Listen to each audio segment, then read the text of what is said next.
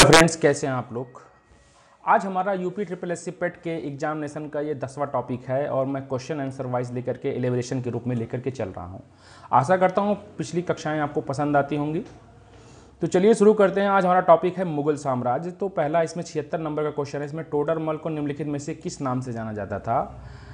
तो टोडरमल को जो है मुशर्रफ ए दीवान के नाम से जाना जाता था। ये मुशर्रफ ए दीवान थे। हुआ क्या था कि टोडरमल को मुशर्रफ ए दीवान के नाम से जाना जाता था। टोडरमल 1575 में अकबर के वित्त मंत्री बने और राजा टोडरमल ने राजस्व एकत्र करने की नई व्यवस्था शुरू की थी। ठीक है, जिसे हम जब्ती प्रणाली कहते हैं, जब्ती प्रणाली, और इसको ही दहसाला व्यवस्था के रूप में भी जाना जाता है। ठीक है, 77 नंबर क्वेश्चन का देखिए। इसमें दिल्ली का लाल किला निम्नलिखित में से किसने बनवाया था। तो यहाँ पर शाहजहाँ ने बनवाया था। दिल्ली का लाल किला का निर्माण मुगल सम्राट शाहजहाँ ने 1638 में करवाया था। हालांकि मुगल स्थापत्य का स्वर्ण युग शाहजहाँ को ही कहा जाता है, के समय को ही कहा जाता है। इस काल को इस किले को विश्व धरोहर की सूची में शामिल किया गया है। किले की दीवारें लाल बलुआ पत्थर से बनी हुई हैं जिसे 75 फीट ऊंची हैं। परिसर में एक प्रसिद्ध हॉल दीवान ए आम के नाम से जाना जाता था, जिसमें 60 लाल बलुआ पत्थर के खंभे हैं। ठीक है, चलिए आगे देखते हैं।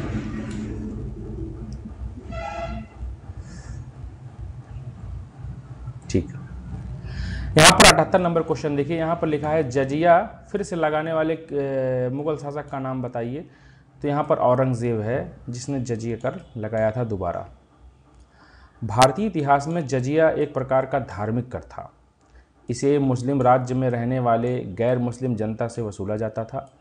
भारत में जजिया कर लगाने का प्रथम साक्ष्य मोहम्मद बिन कासिम को जाता है। 712 ईस्वी में जब मोहम्मद बिन कासिम ने राजा दाहिर को हरा करके इन दोनों पुत्रियों को लेकर के यहाँ से चला गया था, तो उसी के टाइम पीरियड के पहला जो है जजिया कर लगा था। आक्रमण के बाद देखने को मिलता है सर्वप्रथम उसने ही भारत पर सिंध प्रांत में देवल के में जजिया कर लगाया था। जजिया कर को समाप्त करने वाला पहला मुगल शासक अकबर था और औरंगजेब ने इसे दोबारा फिर से लागू कर दिया था। ठीक है, 79 क्वेश्चन है ये। संगमरमर पर पितरा ड्यूरा शैली या रंगीन पत्थर की जड़ाई, हीरे मोती की जड़ाई का काम किस समय में बहुत लोकप्रिय था। तो शाहजहाँ के समय में। ठीक है, संगमरमर पर पितरा डूरा या रंगीन पत्थर की जड़ाई का काम सर्वप्रथम शाहजहाँ के समय में लोकप्रिय हुआ था। इस काल का महत्वपूर्ण उदाहरण एतमादुद्दौला का मकबरा था। ये शाहजहाँ की जो पत्नी थी उनके पिता का जो है मकबरा था। उस पर हीरे मोती जवाहरात जो है पत्थर अच्छे जड़े हुए थे।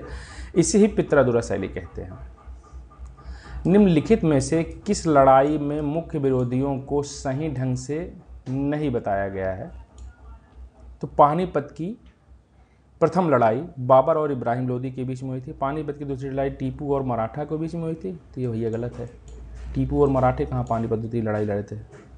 हल्दी घाटी का युद्ध महाराणा प्रताप और अकबर ने लड़ा था। इनमें से कोई नहीं। तो देखिए यहाँ पर B is the right answer होगा।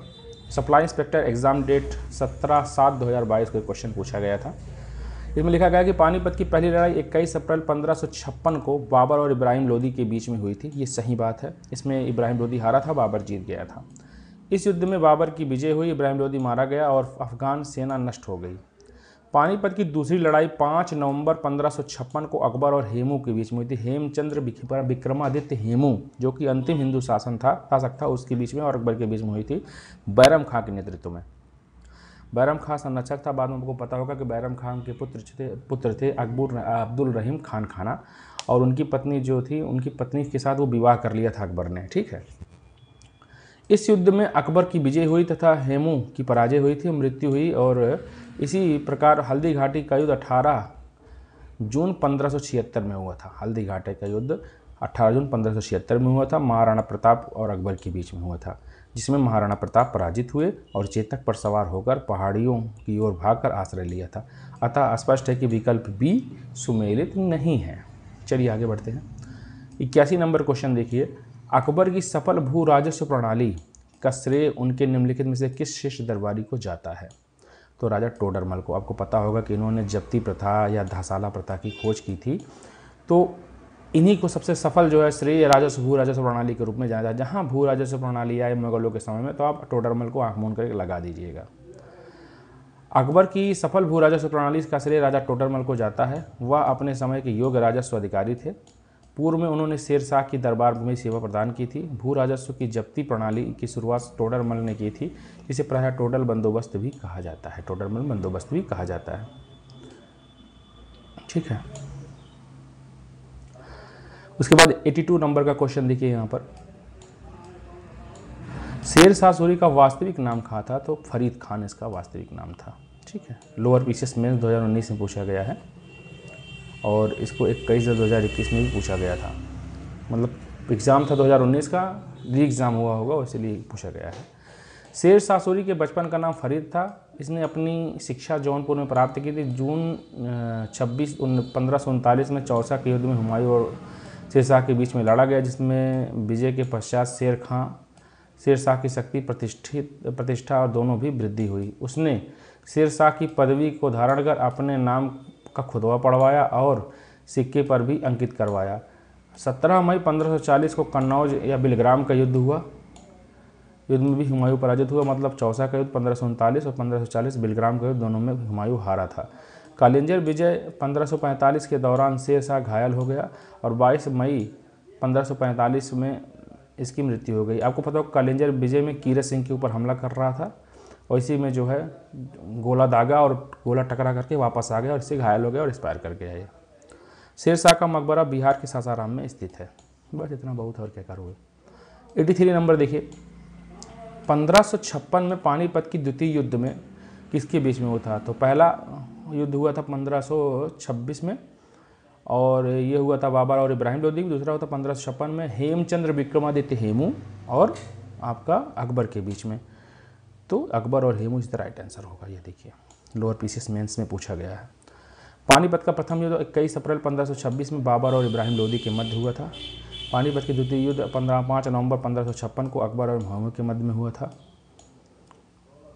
ठीक है। और पानीपत की तृतीय लड़ाई 14 जनवरी 1761 में मराठा और अहमद शाह अब्दाली के बीच में हुआ था। ठीक है। और मराठों की तरफ से कौन लड़ा? सदाशिवराव बाहू लड़ रहे थे मराठों की तरफ से। अहमद शाह अब्दाली दूसरी तरफ से लड़ रहा था। निम्नलिखित में से कौन सी जोड़ी सही नहीं है? देखिए शक संवत 78 संवत से होता है, तो ये तो सही है। और 261 में कलिंग युद्ध हुआ था, ये भी सही है। मुस्लिम युग की शुरुआत 622 में हुई थी, ये भी ठीक है, क्योंकि 612 में मोहम्मद साहब का जन्म हुआ था। 622 में आप कह सकते हैं इस्लाम की उत्पत्ति। 570 में मक्का में इनका जन्म हुआ था और 622 में इनकी मृत्यु हुई थी। हैं, तो 622 ही कह सकते हैं आप। और ये औरंगजेब की मृत्यु जो है ये 1709 में जो दिखा रहे हैं 1707 में हुआ था। ठीक है।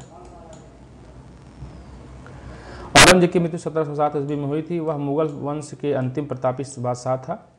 उसका मकबरा औरंगाबाद में है। औरंगजेब ने औरंगाबाद में अपनी पत्नी रबिया उद दौरानी की स्मृति में ताजमहल की तरह मकबरा बनवाया है।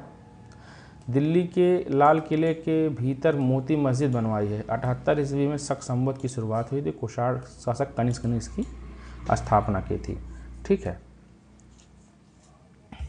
चलिए आगे बढ़ते हैं। 85 नंबर का क्वेश्चन है ये। निम्नलिखित में किसके शासन में मुगलों और मराठों के बीच द्वंद्व प्रारंभ हुआ था? तो औरंगजेब के बीच में, चूँकि मराठे और शिवाजी के बीच में बहुत तगड़ी मारपीट हुई थी। तो यहाँ पर देखिए लोअर प्रथम में बताया गया है। मराठा साम्राज्य के संस्थापक शिवाजी थे और उनकी मुगलों से प्रथम मुठभेड़ 1657 में हुई थी। ठीक है। सन 1600 ईस्वी में ईस्ट इंडिया कंपनी आई थी। 1608 में सूरत में खोला गया था फैक्ट्री, आपको पता होगा। 1639 में आपका ये दक्षिण भारत में वगैरह में खोला गया। 1657 के आसपास जो है ये बना हुआ था। वो युद्ध हुआ था मराठों और शिवाजी के बीच में। उस समय दक्षिण का वायसराय औरंगजेब था। शिवाजी ने दक्षिण पश्चिमी भाग पर आक्रमण किया। आक्रमण के साथ कुन्नार पर हमला करके 3 लाख ऊँट लूट लिए और यह अभियान मुगलों के से संधि तक चलता रहा। ठीक है, एक सेकंड। उसके बाद देखिए 86 नंबर का क्वेश्चन है। निम्न में से किस शासक की मृत्यु उसके पुस्तकालय की सीढ़ियों से हुई थी? तो भैया हुमायूं थे, ये ढनक करके एक्सपायर कर गए थे। ठीक है। और किसी लेखक ने कहा था कि ढनकते ढनकते ढनक ही गए हैं, पूरे जीवन में लड़खड़ाते रहे और लड़खड़ा ही गए। ठीक है। ये रहा। भारत में मुगल वंश के संस्थापक बाबर का पुत्र नसरुद्दीन हुमायूं 1530 में मुगल वंश की गद्दी पर बैठा। गद्दी पर बैठने से पूर्व हुमायूं बख्श खां प्रदेश का सूबेदार था। 1539 में चौसा का युद्ध हुआ हुमायूं एवं शेरशाह के बीच में, जिसमें हुमायूं पराजित हुआ। युद्ध के बाद शेर खां ने शेरशाह की पदवी ग्रहण की। इसके बाद बिलग्राम कन्नौज का युद्ध 1540 में हुमायूं ने एक बार फिर शेर खां को पराजित करने का कोशिश किया, लेकिन शेर खां ने उसे पराजित कर दिया और वह सिंध चला गया, जहां पर 15 वर्षों तक निर्वासित जीवन व्यतीत किया। 1555 ईस्वी में हुमायूं ने पंजाब के सूर शासक सिकंदर सूर को मच्छीवाड़ा एवं सरहिंद के युद्ध में पराजित कर पुनः दिल्ली पर अधिकार कर लिया। वर्ष 1556 ईस्वी में हुमायूं की मृत्यु दीन पनाह भवन की स्थित पुस्तकालय की सीढ़ियों पर से गिरकर हो गई थी। ठीक है, तो यही बताया है उन्होंने द्वारा। 87 नंबर का क्वेश्चन देखिए, किस वर्ष बाबर ने सुल्तान इब्राहिम लोदी को पानीपत की लड़ाई में पराजित किया? तो 1526 में। ठीक है। बाबर का भारत पर प्रथम अभियान वर्ष 1519 में यूसुफ फजाई जातियों के विरुद्ध बाजौर और भेरा में किया गया। पंजाब के सूबेदार दौलत खां लोदी एवं इब्राहिम लोदी के चचा आलम खां लोदी ने बाबर को भारत पर आक्रमण करने के लिए आमंत्रित किया था। 21 अप्रैल 1526 में पानीपत की प्रथम युद्ध में बाबर ने दिल्ली सल्तनत के सुल्तान इब्राहिम लोदी को पराजित किया और बाबर ने इस युद्ध को उज़्बेकों की तुगुलनुमा युद्ध नीति पद्धति के माध्यम से भारत में पहली बार प्रयोग किया था। तुगुलनुमा पद्धति जो होती थी, ये युद्ध की पद्धति होती थी, तो उसी से जो है इन्होंने पराजित किया। सबसे पहले भारत में इसका प्रयोग किया था। उज़्बेकिस्तान उमर शेख मिर्जा के पुत्र थे बाबर। निम्नलिखित में से किस मुगल सम्राट द्वारा आगरा के किले का निर्माण करवाया गया था? तो यहाँ 20 राइट आंसर होगा अकबर। दिल्ली का किला किसने करवाया था? तो शाहजहां ने। लेकिन आगरा का किला किसने बनवाया था? तो अकबर ने बनवाया था। आगरा के किले का निर्माण सन 1565 और 73 में मुगल बादशाह अकबर द्वारा करवाया गया था। यह किला 38,000 वर्ग मीटर में फैला हुआ है, जिसका निर्माण लाल बलुआ पत्थर से किया गया है, इसलिए इसे आगरा का लाल किला कहा जाता है। ठीक है। यह किला सन 1983 में यूनेस्को की विश्व धरोहर सूची में शामिल है। उसके बाद 89 नंबर का क्वेश्चन देखिए, मुगल शासन के दौरान एक कोतवाल की सही भूमिका क्या थी? तो यहाँ होगा कानून और व्यवस्था को बनाए रखना। ये लोअर एग्जाम का सेकंड चैप्टर का क्वेश्चन है। मुगल शासन के दौरान कोतवाल की भूमिका सूबे की राजधानी के साथ साथ बड़े बड़े नगरों के कानून व्यवस्था की देखभाल करना था। ऐसे नगर प्रधान भी कहा जाता था। बिहार राज्य के सासाराम शहर में निम्नलिखित में से किस प्राचीन सम्राट का मकबरा है? तो शेरशाह सूरी का है भैया। चलिए, इसको तुमने ऊपर ही पढ़ा था।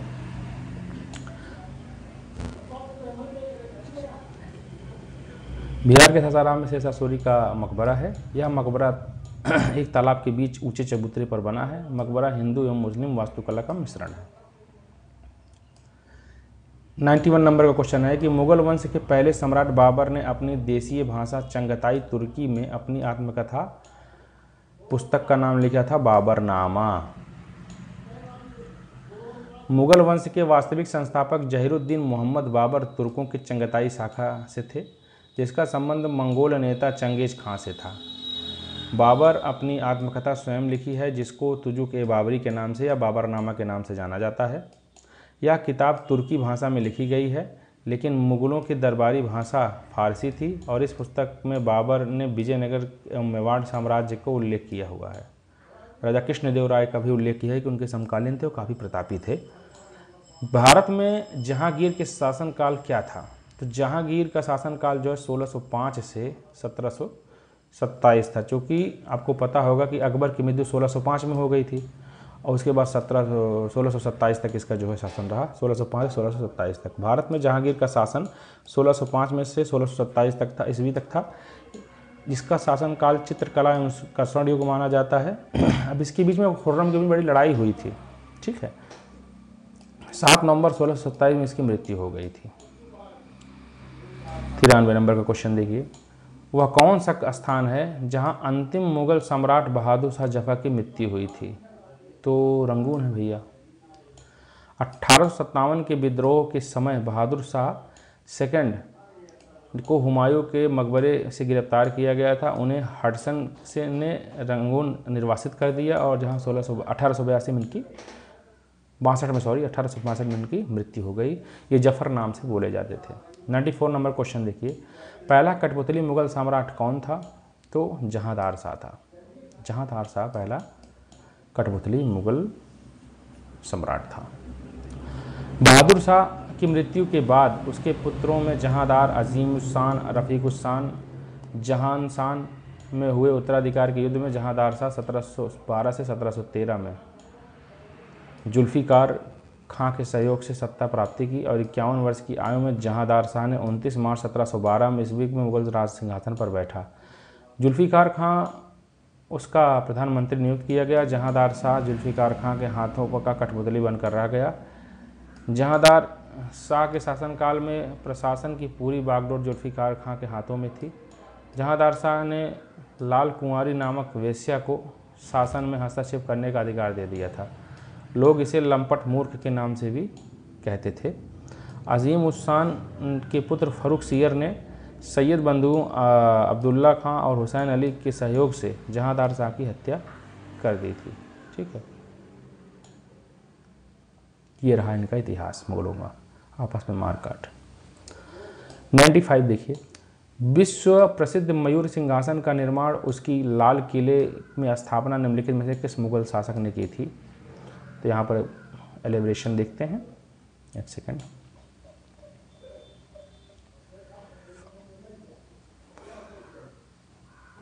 तो ये होगा आपका उत्तर शाहजहां थे इसके। ठीक है, विश्व प्रसिद्ध मयूर सिंहासन का निर्माण शाहजहां ने करवाया था। पहले यह आगरे के किले में था, जिसे बाद में इसे दिल्ली के लाल किले में स्थापित किया गया था, जिसे यहाँ से लूटकर नादिर शाह अपने ईरान ले गया। और शाहजहां के शासनकाल को मुगल स्थापत्य काल का स्वर्ण कहा जाता है। शाहजहां के द्वारा बनाई गई प्रमुख इमारतों में दिल्ली का लाल किला, दीवाने आम, दीवाने खास, दिल्ली का जामा मस्जिद और आगरा तथा मोती मस्जिद तथा ताजमहल जो है मुख्य हैं। लेकिन अभी आपको आगरा का लाल किला कहा जाए तो किसने बनवाया था? अकबर ने बनवाया था। ठीक है, अकबर के दरबार में प्रसिद्ध कवि थे तो अब्दुल रहीम खान खाना। मैंने आपको थोड़ा बहुत अब्दुल रहीम खान खाना के बारे में ऊपर बताया था। रहीम खान या अब्दुल रहीम खान खाना अकबर के दरबार के एक प्रसिद्ध कवि थे। इनका जन्म 17 दिसंबर 1556 में हुआ था। अकबर के दरबार में इनका महत्वपूर्ण स्थान था। रहीम अकबर के नवरत्नों में से एक थे। गुजरात के युद्ध में शौर्य प्रदर्शन के कारण अकबर ने इन्हें खान खाना की उपाधि दी थी। रहीम की 11 रचनाएं प्रसिद्ध हैं और इनके काव्य के मुख्य रूप से श्रृंगार, नीति और भक्ति के भाव मिलते हैं। देखिए, अब्दुल रहीम खान खाना को बैरम खां का पुत्र या तो अकबर का भी पुत्र इनको बोला जाता है। ठीक है, काफ़ी कॉम्प्लिकेटेड इतिहास है, मैं उसमें नहीं जाऊंगा। ठीक है, अकबर के नवरत्न के बारे में इनमें से कौन सा सही ढंग से मेल नहीं खाता है? अबुल फजल, वह अकबर के वज़ीर थे और अकबर के शासनकाल में अकबरनामा के लेखक थे। तो ठीक है भाई, ये भी थे। उसके बाद राजा मान सिंह, वह अकबर के वित्त मंत्री थे। तो गलत बात है भाई, वित्त मंत्री की बुद्धि ना रहे। वित्त मंत्री थे वो टोडरमल थे। ठीक है, टोडरमल जो थे ये वित्त मंत्री थे। अब्दुल रहीम खान खाना, वह एक कवि थे और अकबर के भरोसेमंद देखभाल करने वाले बैरम खान के पुत्र थे। देखिए, मैंने आपको ऊपर बताया था। यहाँ पे मुल्ला दो पियाजा और मुगल सम्राट के अकबर के मुख्य सलाहकारी में से एक थे। दो पियाजा बनाते थे। दो पियाजा सब्जी जी खाई होगी आपने तो उसी के हिसाब से जान लीजिए, ये भी सही है। ठीक है, तो यहाँ कौन सा गलत है? यहाँ पर बी गलत है। मान सिंह आमेर के राजा भारमल के पुत्र थे, कछवाहा समुदाय से थे। यह 14 नवंबर 1589 में आमेर की राजगद्दी पर बैठे थे। यह अकबर के नवरत्नों में से एक था। अकबर का मनसबदार एवं मुख्य सेनापति था। राजा मान सिंह को अकबर के फर्जमंद तथा राजा की उपाधि से सम्मानित किया गया है। इसका भी एक कॉम्प्लिकेटेड इतिहास है, छोड़िए, इस पर जाने दीजिए। औरंगजेब का पुत्र कौन था? तो बाबर, तो गलत बात है। अकबर गलत बात है। हुमायूं ये भी गलत बात है। तो औरंगजेब का पुत्र कौन था? शाहजहां। क्वेश्चन गलत है। शाहजहां का पुत्र जो था औरंगजेब था, उल्टा कर दिए इसमें। औरंगजेब का जन्म 1618 में गुजरात के उज्जैन के दोहक नामक स्थान के मुमताज़ गर्भ में हुआ था, पर मुमताज़ के गर्भ में हुआ था। इनके पिता का नाम शाहजहां था, तो ये मुमताज़ के पुत्र थे। और इसने 1658 में से 1707 तक मुग़ल साम्राज्य पर शासन किया, और इसके शासनकाल में मुग़ल साम्राज्य अपने विस्तार के चरम उत्कर्ष पर था। अब सोचिए कि मुमताज़ के पुत्र थे, जिसके लिए ताजमहल बनवाया गया है, इतना भीषण जो है इतने व्यक्ति था ये। उसके बाद पानीपत की द्वितीय युद्ध किन किन के बीच में लड़ा गया था? तो अकबर और हेमू के बीच में लड़ा गया था। पहला इब्राहिम लोदी और बाबर के बीच में, थर्ड वाला मराठा और नादिर शाह के बीच में लड़ा गया था। अहमद शाह अब्दाली सारे थे, अहमद शाह अब्दाली और मराठों के बीच में। पानीपत की द्वितीय युद्ध 5 नवंबर 1556 को अफगान शासक आदिल शाह सूर के वीर हिंदू सेना नायक हेमचंद्र के विक्रमादित्य हेमू और मुग़ल बादशाह अकबर के मध्य में हुआ था। और युद्ध के प्रारंभ के क्षण में हेमू के पक्ष में जा रहा था, लेकिन उसकी आंख में तीर लग जाने के कारण आपा खो गया, और अकबर के संरक्षक बैरम खान ने हेमू को गिरफ्तार करके मरवा दिया था तथा पानीपत के द्वितीय युद्ध जीत लिया। 100 नंबर का क्वेश्चन देखिए यहाँ पे, किस मुग़ल बादशाह ने इलाहाबाद को अपनी राजधानी बनाया था? तो उत्तर होगा ए, अकबर ने। मुग़ल बादशाह अकबर ने पूर्व में इलाहाबाद कड़ा मानिकपुर प्रांत का एक हिस्सा था, और अकबर ने सैन्य महत्व को दृष्टिगत रखते हुए इलाहाबाद में एक किले का निर्माण करवाया और इलाहाबाद के कुछ समय के लिए अपनी राजधानी बनवाया।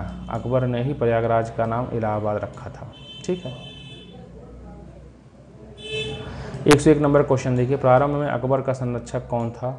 तो बैरम खान थे। अब इसका भी अपना एक इतिहास है। कहा जाता है कि बैरम खान की पत्नी से और अकबर से जो है अपना व्यक्तिगत संबंध था, और उन्हीं के पुत्र जो हैं ये अब्दुल रहीम खान खाना है। लेकिन अभी ये कपोत कल्पित घटनाएं हैं, इस पर हम नहीं कहेंगे, क्योंकि इतिहास की गर्भ में बहुत कुछ चीज़ें छिपी हुई हैं। कुछ लोग तोड़ मरोड़ करके पेश करते हैं, तो कुछ अलग प्रकार से करते हैं। अकबर का जन्म 15 अक्टूबर 1542 को अमरकोट के राजा वीर साल के महल में हमीदा बानो बेगम या मरियम मकानी के गर्भ में हुआ था। अकबर के प्रारंभिक 3 वर्ष चचा अस्करी के संरक्षण में बीता। हुमायूं की मृत्यु के पश्चात अकबर के प्रमुख संरक्षक बैरम खान हुए, जबकि अकबर के पहले संरक्षक मुनीम खां थे। बैरम खान ने 14 फरवरी 1556 में गुरदास के निकट कलनौर में अकबर का राज्याभिषेक करा दिया, और सम्राट बनने के पश्चात अकबर ने अपने संरक्षक बैरम खां को वकील या वजीर पद से नियुक्त कर दिया और खान खाना की उपाधि प्रदान की। बैरम खां फारस के शिया संप्रदाय से संबंधित थे। ठीक है। हुमायूं की दुर्घटना की आकस्मिक मृत्यु के उपरांत उनके बेटा अकबर को कहाँ मुग़ल सिंहासन पर बैठाया गया था? तो कालानौर में। ठीक है। जनवरी 1556 में दीन पनाह भवन में स्थित पुस्तकालय की सीढ़ियों से गिरकर हुमायूं की मृत्यु के समाचार सुनते ही बैरम खां ने उनके 14 वर्षीय पुत्र अकबर को 1556 में कलानौर पंजाब के निकट राजतिलक करवा दिया और बादशाह घोषित कर दिया था। ज्ञातव्य है कि बैरम खां अकबर का संरक्षक था। ठीक है। निम्नलिखित में से किस सम्राट को शासन काल में भारत का पहला मुद्रा रुपया मुद्रित किया गया? तो शेर शाह के द्वारा किया गया था। इस काम में शेर शाह बहुत बुद्धिमान था, किसी समय हुआ था।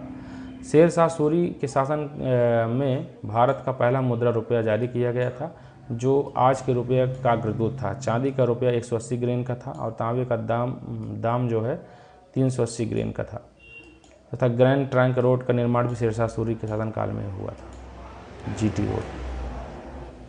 ठीक है। मुग़ल बादशाह, यार मुग़ल वाला टॉपिक बहुत बड़ा है यार।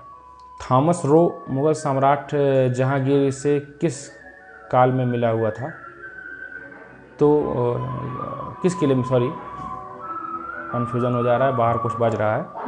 तो थॉमस रो मुग़ल सम्राट जहांगीर से किस किले में मिला हुआ था? तो यहाँ पर डी होगा अजमेर के किले में। चकबंदी लेखपाल जो है 8/11/2015 को मॉर्निंग शिफ्ट में पूछा गया था क्वेश्चन।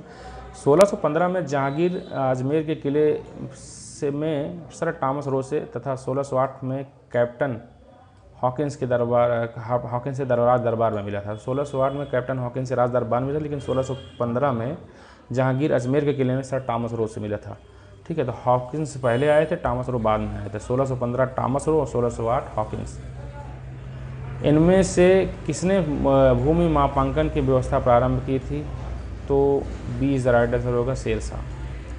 शेरशाह सूर्यवंश का संस्थापक था तथा इसने सबसे पहले भूमि मापन के लिए सिकंदरी गज का प्रयोग किया था, जो 32 अंक में होता था, तथा सन की डंडी का प्रयोग किया जाता था। ठीक है, अब इसमें देखिए कि इनमें से किसने अकबर की धार्मिक नीति की आलोचना की थी? तो बदायूनी ने अकबर की धार्मिक नीति की आलोचना की थी। अकबर के धार्मिक नीति की आलोचना बदायूनी ने किया था। अकबरनामा की रचना अबुल फजल ने की थी। वह दीन ए इलाही धर्म का मुख्य पुरोहित था। ठीक है, एक सेकंड रुक जाइए।